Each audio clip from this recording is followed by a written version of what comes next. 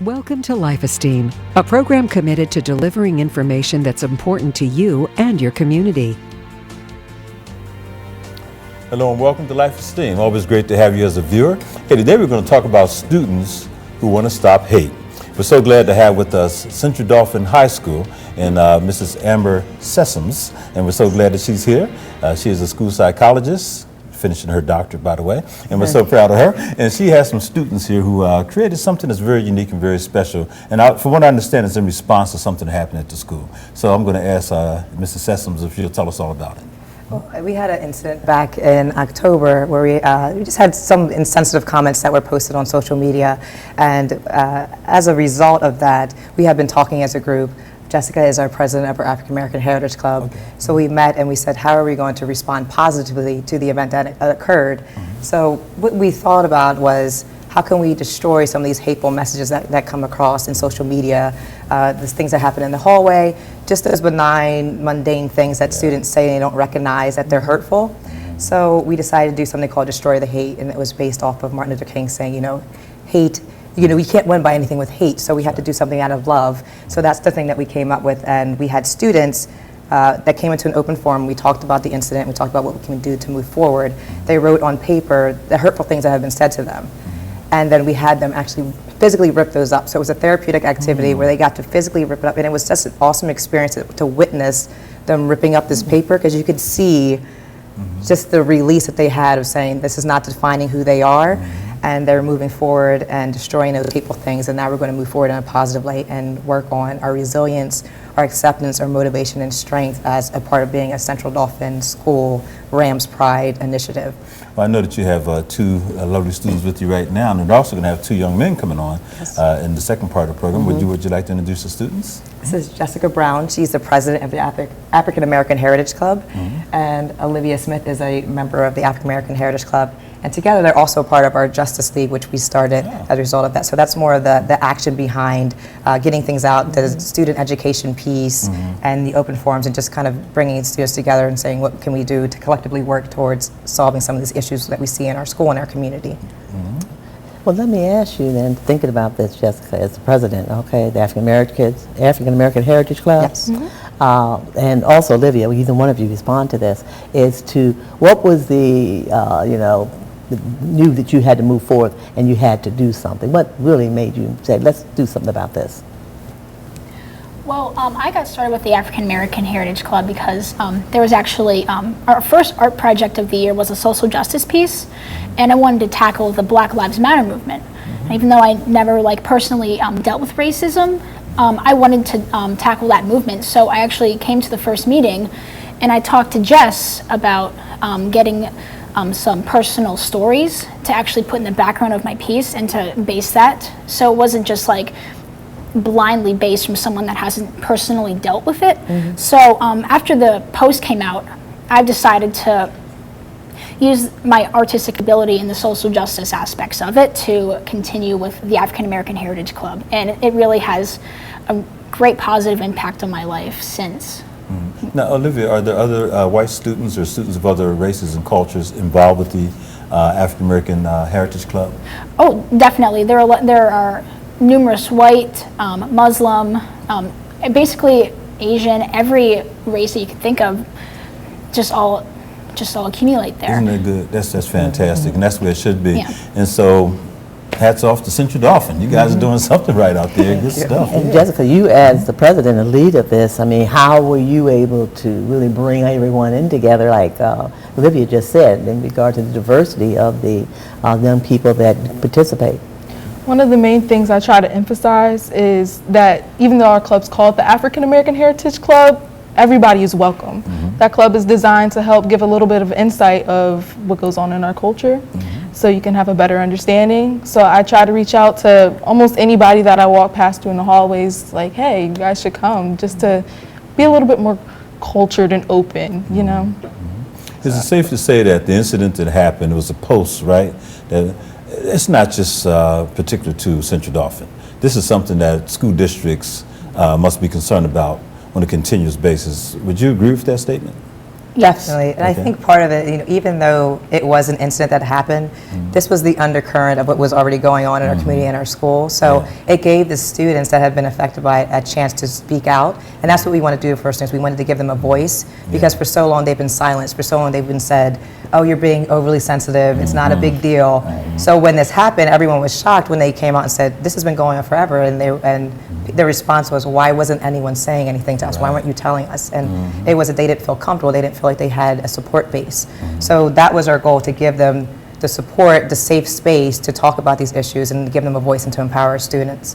Very good stuff. There's a wonderful, I know Pat's going to have to fill it in here, but it's the piece out of Dee's. Southern Poverty Law Center. Southern Poverty Law Center, and they have these wonderful videos. Are you familiar with that by any Teaching chance? tolerance. Yes. Okay, wonderful. We actually use some of those Do in you? our Good. open Good. forums, All right. the speaking out, teaching students how to speak out. So that was something, and we signed the cards that we were going to speak up. And I know it's been positive. I know a couple of us have been talking with even faculty members come to our open forums, and they said, I felt really uncomfortable speaking out, but there was something that happened in my just casual conversation, but I took a chance and I said something. And it's about, we educate people and we just challenge them and say, well, what do you mean by that? And that really gives people pause to really reflect on what they're saying and realize the biases or assumptions that they have. So that's a really good resource. We've been really relying a lot on that. Fantastic, yeah. And most people don't know about it. It's called Teaching Tolerance, and I see they have some things up on, some pictures up there on the screen. You want to tell us about what we're seeing? Ladies, anybody?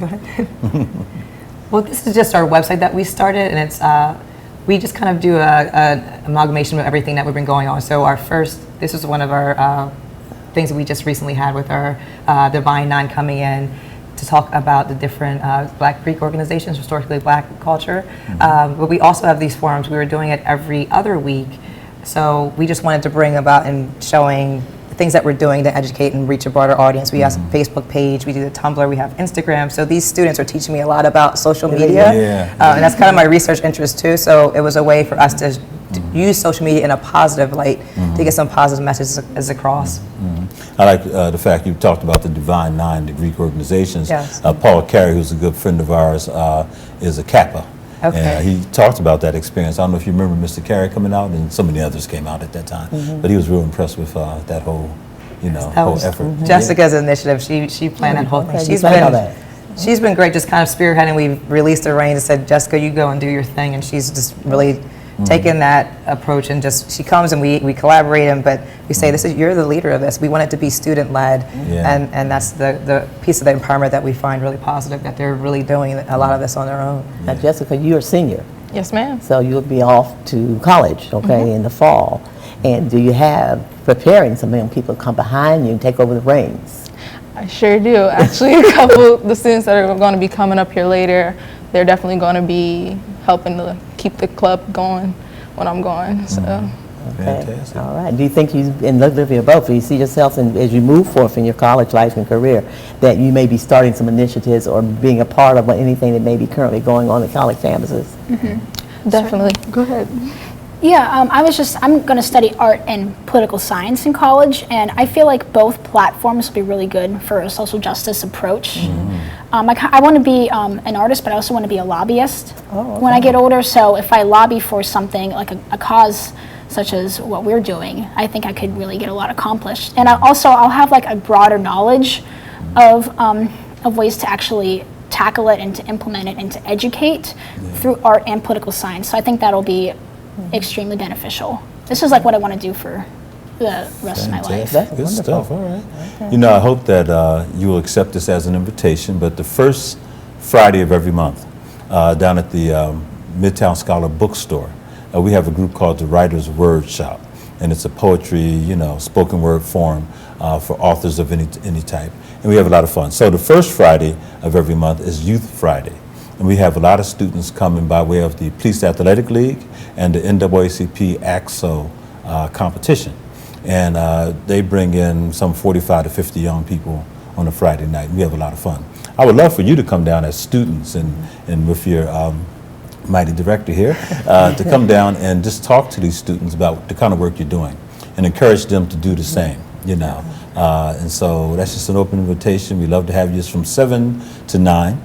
And any student can come, anybody can come. And we always have a lot of adults who come because they're excited about the young people and they Yes. want to read and encourage, and yeah, especially being an art major, you know, it's good stuff. So anyhow, Friday nights, okay? Thank you. Yeah. Sounds good. So when you think about it, of course, you know, what happens in the classroom, what happens in the school yard, so to speak, or in the school building, you know, it's not isolated from the community. So there's a lot going on in the community. From your perspective, what are the things that we, as adults right now, and you're, you know, young adults, should be concerned about as far as race relations, and what can we do to make it better?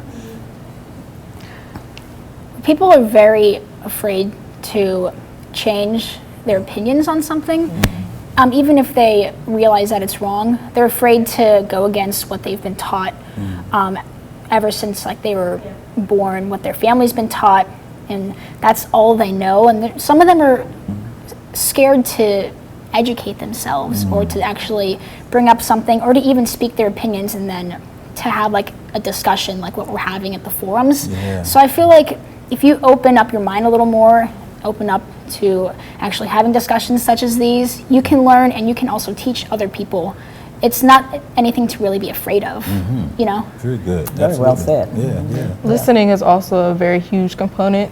I know personally, I feel like adults think that when we speak, we should be limited of what we actually talk to them about, and sometimes they kind of push us away. So I feel like if you're just sitting there listening, having an open ear, that is very helpful as well. I didn't hear what you said. What you said? I'm just joking. I'm just joking. See, there you go. It's so true, though. It is so true. And oftentimes we don't think that you know, have anything to say, and that's not true. You have a lot to say. Voice. And it seems that, you know, we need to give bigger forums. So how was the staff, the rest of the staff? Here we're going to get to the nitty gritty now. So, you know, of course, you had your advisor who obviously was behind your efforts and helping you to, you know, formulate this. But how did the rest of the staff receive it? And even the administration, where they were like, I don't know if we need to bring this up, or what did they say? It was kind of mixed. I think what Olivia was saying rings true. It's the discomfort. So we have to learn to be comfortable with the uncomfortable things that come up. And race has always been one of those things where we don't want to talk about it, or we don't want to make a big deal about it, or just brush it under the rug. But, you know, our assistant principal, Mr. Ron Porter, has been, he's also one of the advisors of the African American Heritage Club. okay. He has been tremendous in helping to get these things. So he comes from the administrative end, so he's been a really big help. Our, you know, we had meetings with our superintendent, Dr. Carol Johnson. She has been tremendous in pushing this initiative forward. You know, our building principal, Mr. Ken Miller, has been really supportive. So we had these meetings behind the scenes. Ms. Micah Beeston is our social worker in the district, so we've collaborated a lot. So we have a small team, but it's a mighty team. And we come together and we do what's best for the students. So I think it's just us coming as adults, coming to the staff and saying, these are significant concerns. And then they start recognizing that, okay, you know, it's going to be okay to talk about these things, that we can do it in a positive way. We're not pointing the fingers and blaming anyone and saying and calling anyone a racist. I think that's the thing that comes up when you talk about race. It's automatically assigned to, well, then you're calling someone a racist. But it's talking about those little assumptions that people make and just recognizing those. So I think it's been positive having those conversations and getting people to think beyond what they've learned. Just growing up and being in Central PA, you can be in a little bit of a bubble. You don't get exposed to people that look like me or that have certain education and degrees. We make assumptions based on what people look like. So it's been good to kind of have these conversations with various people. Very good.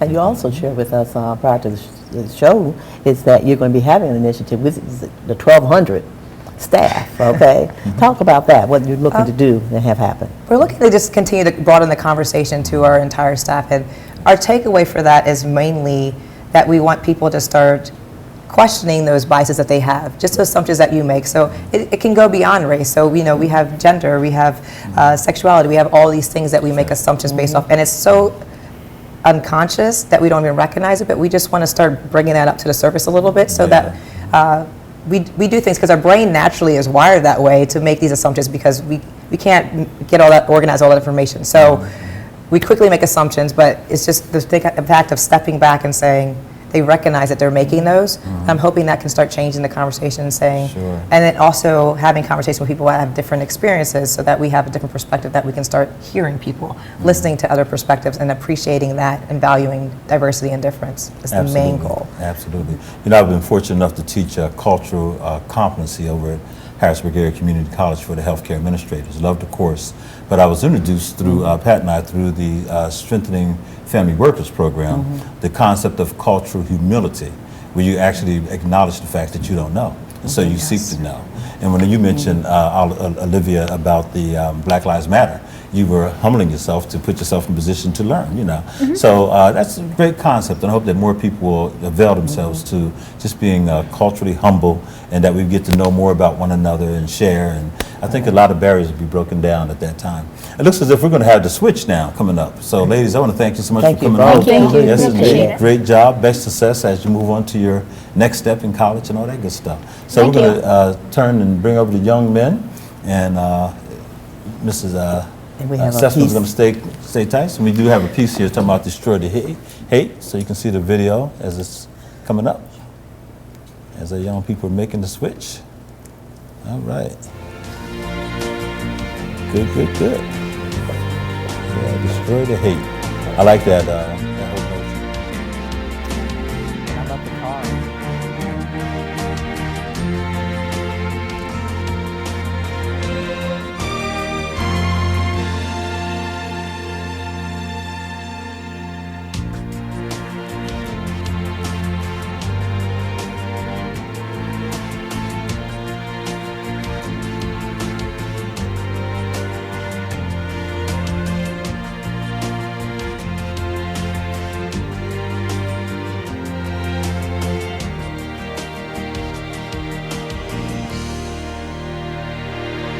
Yeah, it's like got a lot of people involved in that.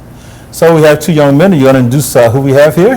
This is Chris Hobson. He is a junior this year. He is one of the co-founders of our Justice League. Okay. And Eamon Wrightstone is also a co-founder. He's a sophomore this year. So these are two of our student leaders as well. Gentlemen, welcome to the show. So Yeah, glad to thank have you you. for having Yes, us. indeed. Well, you heard the young ladies, you know, they talked about their role. Tell us about how you got involved in this and how it struck you. Well, it first started off with when this post happened. I was personally very hurt by it because I didn't find it acceptable at all, and I was very angry about it. But I wanted to do something, but I didn't think that me as one person could make that much of a difference. But then the next day, my friend Eamon over here, he texted me about he was texting other people about the situation that was going on, and he already had a backing up of people to try to get something done about this. Oh, good. So we already had that foundation of people already supporting us, which really helped a lot in the long run. Okay, and Eamon? Yeah, pretty much. When everything happened, I just felt very disappointed and disgusted, and I knew that something had to change because this has been an issue at CD for a very long time. It was just, I think that was the first time it was so public, and so I started talking to like Chris and a bunch of other students, and we're like, we should start something together and try to like fight back against this. And at that time, I really wasn't sure like what yet, but I just knew that I had this great group of students that really wanted to make a change. And we ended up meeting Mrs. Sessoms here, and we ended up working with the African American Heritage Club, and we did this whole Destroy the Hate thing, and it became something incredible. So. Fantastic. Absolutely. Now, I had an opportunity to meet you young men at a award ceremony. Tell them about the award ceremony, Ms. Sessoms, and what they were recognized. It was amazing. I didn't even know that the Community Responders Network existed. So it's just been opening our eyes. So we get this notification that we're receiving this award, and it was a complete shock that it's been getting out in the community. But it was just an awesome experience for our students to receive the Community Responders Network Award. So we were able to go and meet with so many amazing people. I mean, it was such a learning experience. So we have facilitative dialogue, and it's the things that we work on at school, but it was just on such a larger scale with adults that just have the same passion that we have. So it really, I think, gave the kids more of a sense of being empowered and learning that we're on the right track here, and we have a whole community and a network of people now that we can reach out to that are supporting us. Well, you know, the thing I thought was really very enlightening and delightful was that these young people took a lead when we had those facilitated conversations, and when they had to go up and really report back as to their table conversation. And each of these four that you have here took that lead and said, no, we will help and be a part of that. They didn't wait for the adults to be the ones to take the lead. So I applaud them for that. And anyone want to know more about the Community Responders Network, they can contact the Harrisburg area YWCA, and that's for Amanda Arbor, and she can tell you all about it, but it is a wonderful Yeah, organization. Amanda's doing great, great so work. she's been really helping us a lot too, so. Good stuff. It's Yeah, great Amanda's making these on it, boy. connections. She is, she's And wonderful. by the way, the World Affairs Council, you familiar with that at all? The World Affairs Council is another great organization Yes, that it is. addresses these issues from a global perspective, and they bring in outstanding speakers, I mean world leaders. And you're talking about Joyce Davis, who happens to be the mayor's Director of Communications, but she's also a scholar in Muslim affairs, and she's, her and her husband both traveled the world over, lived in Prague, Czechoslovakia, and other places. Just a marvelous find for our community. So the World Affairs Council has a lot of students. They use Yes. both high school and college students as interns. And so for you, it'd be a great experience. So get involved with the World Affairs Council. That's little commercial plug because we're on the board of the World Affairs Council. But I will tell you also that a question I have for you was about the parents. What has been the response of the community from the parent standpoint? Well, It's a tough one.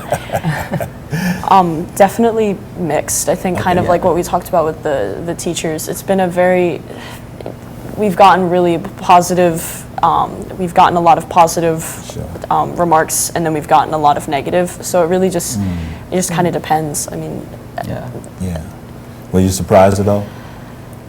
I was actually very surprised on how many people were giving us positive feedback on what we were doing, because since it's something people don't really talk about that often, it's a touchy subject, so people don't really like to go into it, or they like to try to cancel it completely as if it doesn't exist. Yes. So to see people actually responding and like people that actually wanted to join what we were doing was very enlightening. It was very good. Fantastic. Good. Yeah, the thing that was nice too, that you were able to bring your families out to you for that awards ceremony. yeah, it was great. And I know they were all just, glowing, with regard to what was taking place and how you were participating. Did they have any remarks or comments to you, your immediate family, about the work that you're doing? I've gotten a lot of like positive things. I think a lot of my family didn't expect any of this to happen, and I would like talk to my parents about like what I was thinking about doing, but I don't think they ever expected anything to happen the way that it did. Yeah. And then when it did, they were like really surprised. So I know for my parents, attending that ceremony was like incredible for them, and like it was a really great experience to see like how, I guess, proud my parents were. Proud parents. It felt really good. So Yeah. And both of you had older brothers too. yes. That were there, and they were just growing too. That they were baby brothers were here in this format and being acknowledged in this way. Yeah. See, what you guys need to do, you need to get a playwright. Someone needs to write this up. Because believe me, this is the kind of thing that's probably happening in other schools as well. But take the lead on it, because it could be a learning experience for the country, really. It really could be. Now what was the connection with Harrisburg? Because I remember going to a football game, and I think the players made a very special thing to do at the beginning of the game. They all went in a circle or something like that, and they nailed it. Was there some connection with Harrisburg or Central Dauphin? I don't know. It was a big thing during the game that I was like, okay, what's this about? Just showing solidarity and unity, because it was right after the incident happened. Oh. So they were showing that we didn't want to show that we had any racial discord. We were Right. showing that we were coming together. So it was just really a sign of showing solidarity as a Excellent. school, and saying that we're open and accepting and that we don't have any hatred or bias. It was a powerful moment. And I remember was. getting there just Some at the amazing beginning, and I imagery, thought, okay, what's happening here? And then, I remember the incident a little bit because it was in the news a little bit, but good stuff. So where do we go from here? That's kind of the question people ask, okay, we started this initiative. What do you hope to happen, and how far do you hope to take it? You want to talk about what's coming up next, what we're working on? What we're working on right now? Okay. Well, currently we are working on something kind of different, where we basically went around and we asked students and some teachers if they could give us some of their like personal stories of any times that they've experienced issues based on their race, gender, sexuality, things like that, or religion. And so people then were able to go to our website, the Destroy the Hate Tumblr page, and they were able to submit their personal stories. And then what we are doing is we're going to be sitting down, and we're going to be taking those stories and turning them into monologues. And we'll be writing a play based off of their stories. They stole my idea. I mean, go ahead. And then we'll be presenting that at the future, the teachers with the 2,000 some teacher in service. And so that's something really exciting that I know I'm really looking forward to. And I'm excited for a lot of people to learn a lot, and it's going to be, I'm really excited about it. So that's currently what we're working on. Great stuff. So Jean Corey is her name, and she's out of Messiah College. And she does something very similar to this, and just she would be ecstatic to meet you guys. And figure out what you're doing. Actually, years ago, and just this past year, we have worked with students from Messiah College to actually interview people in Harrisburg, doing some of their stories and histories around this kind of issue, and then they turned it into a book and all that, But anyhow, we're going to make that connection. Yes. And to get a college connection, would be really cool. Don't you think? Yeah, good stuff. Yeah, good stuff. So, part of the issue, of course, is that this isn't just a local issue, it is a national issue. And a lot of young people take the wrong approach to it. Yes. So speak to those young people right now, and I'm going to ask Dr. Sessoms to do the same. I'm not joking. She's ABD. She's getting there, though. I want you to know. But seriously, in terms of, what can we say to young people who decide to take a different route, to go physical and angry and all that stuff? There's a better way. We'll start with you. When you're coming from a place of fear and recognizing that it doesn't resolve anything, it doesn't help anything, like it's coming from a place of ignorance, and when you can just kind of step back and realize that people have a different perspective. I think in this country right now, we're so literally black and white. It's very much, it's you're wrong or you're right, and there's no in between, but we can learn so much from each other. But when you have such a closed off mindset in view, it doesn't progress anything. So you're coming from a place of fear and trying to hold on to your own and protect what you have. But I think at the end of the day, it's we all recognize that we have the same issues and the same concerns. Yes. Thank you. Yeah, like you can't just go straight for like the physical, because that's not going to solve anything in the long run. It's just going to make the other person more angry at you, and you're still angry at the other person. So you need to like take a moment, find out why you're feeling the way that you are before you take any type of action out on anybody else. And even at that point, talk to them, because you will probably find a compromise if you just put your differences aside and try to find the middle ground instead of, as she said, going for black and white, you're right and you're wrong. Beautiful. Okay. It's definitely important it's 100% important to speak up if something's happening and you want to fight for something. It's very important to do that, but it's always good to take the proper route with it. And you should always understand that there are going to be people that have different views than you, and it's good to learn to accept that and then try to hear where they're coming from and then try to educate them on where you're coming from. And I think that that's very important, and violence just isn't the best way to do that. Well, we've run out of time. You guys have done a tremendous job, to the ladies and to you, and thank you so much, and also the assistant principal for his role as well, Mr. Porter. And so, again, I give the invitation to you to come down to the Writers' Workshop where many voices are heard, and where we can explore these kinds of things, artistically, just simply talk. It's the first Friday of the month. It's called Youth Friday.